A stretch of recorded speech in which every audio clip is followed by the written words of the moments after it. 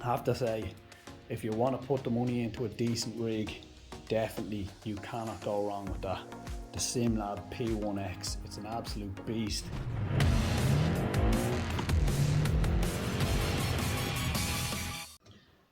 What's up guys?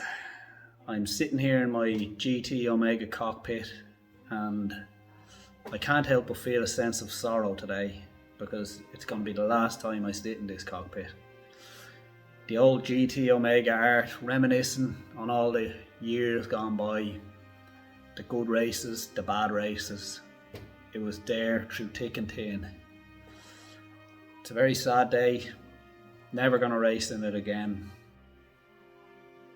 The sadness I feel for never being able to race in the old GT Omega cockpit again, it's overtaken by another emotion, and that emotion is joy and happiness because I've got myself the SimLab P1-X racing cockpit and it's an absolute tank. It's a beast.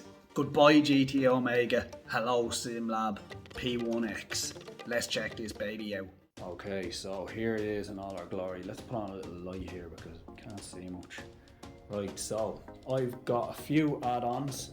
All the equipment, keyboard, mouse, wheel, the CSLDD, the Fanatec WRC wheel, the shifter, Fanatec shifter, handbrake, the CSL V3 pedals, or whatever the hell they're called, from Fanatec.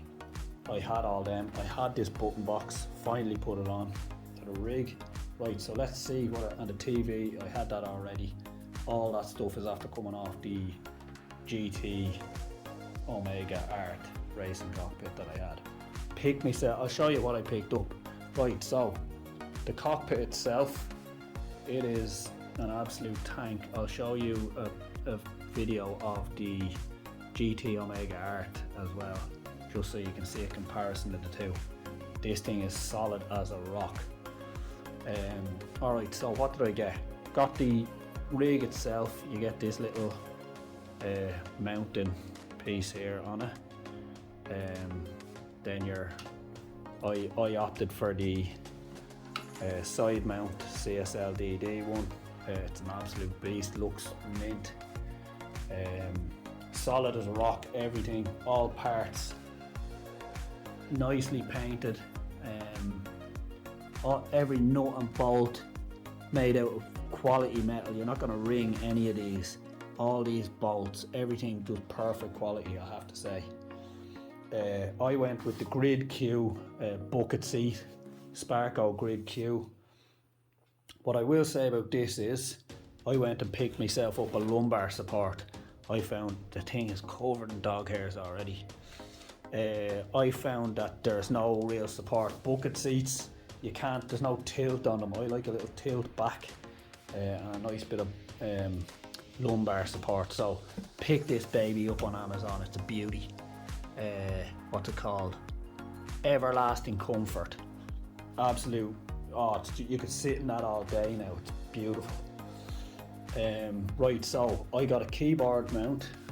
She's pretty sweet. I'll give you a little look at that there. She swings on a little pivot. Plenty of space there to get in and out. You can pull it in closer to yourself then. Yeah, delighted with that. Looks sweet. I just have the headphones hanging there. TV is looking sweet with it as well. Got myself the old monitor stand here for that. You can see it there. I will say that was a pig to do. I'm just doing a bit of cable management still.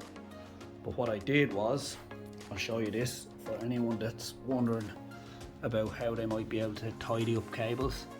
I have cables running in that. Let me just see if I have a piece here. It's a bit of trunking. This is it here. Cables just going onto that. Has a little sticky back on it. And I just stuck that on there. You can see it there. There's cables running in that. Anything, that can probably come off. I was gonna run cables up the length of it, but I opted for this. I'll show you in the back here. cable's a bit of a disaster here at the back. I'm gonna have to come up with a solution for them, but for the moment it's just kind of there at that. I'm gonna sort out this cable as well. I just have it tucked in there. Not terrible, but not as tidy as I'd like it. I'll show you the cable tidies I have here at the back. Okay, so I picked myself up some of this stuff. It just goes, clamps over the cables. It's beautiful. More of the trunk and running up here for the pedals. And then I have the, you can see here, back of the wheel. I have all the cables running up there. It's pretty nice and neat for the most part. Okay, so let's come back around and see what else I have. Now, I bought a few of these mounting plates for like button boxes and stuff. It didn't actually work for the button box. What I used for that was the swivel plate that you can get for the Fanatec shifter. Didn't work out for the shifter, wasn't happy with where it was being positioned, but I used one of these mounts. I mounted it to the shifter, and then I mounted the handbrake to that plate. You can see one of the bolts there. I bolted it through and had a little lock nut there. So that's solid. That handbrake is solid to that, and that is solid to that plate down here. So, and that plate is solid to that. Anything that's attached to this aluminium profile with the T-nuts is immovable. It's savage. But yeah, delighted with the position of the handbrake there. It's beautiful. What I did have to do, I used to have this baby, this big knob. Look at that for a big knob. I used to have that on the fucking thing. And but I'll show you now what the problem was with that. When you pop that into fifth gear, you're right over beside the handbrake. So I took that off, and it just works out spot on with the, and actually it's nicer for, there's a shorter throw on it. This thing, there's a big, it goes miles forward and back. Pretty cool for a sequential shifter, but I think this is going to serve me better. I'm liking the position of the two of them now. They're really comfortable. The seat is comfy with this baby, as I mentioned before. And I picked myself up, I said, why not pick up a new pair of gloves? Look at the stickiness that's on them. I wasn't sure about them at first, but yeah, I'm starting to like them now. The grip is savage. You can really control the wheel. My old ones that I had, that I got on Amazon, these babies here, I used to love them, but they're really worn now and they're gone quite slippy. But they were cool at the time. Sparko something or other. Got them on Amazon. Yeah, so that's pretty much the breakdown of the new rig, I think. Oh, I got the sliding, the little slider for the seat as well, just as an added little bit of adjustment that I'd be able to make on it. Yeah, overall, I have to say, if you want to put the money into a decent rig, definitely you cannot go wrong with that. The SimLab P1-X, it's an absolute beast. I'm delighted with it. Once I get the cable tidies done, maybe a sound system put onto it might be cool, like surround sound, maybe speakers behind the seat.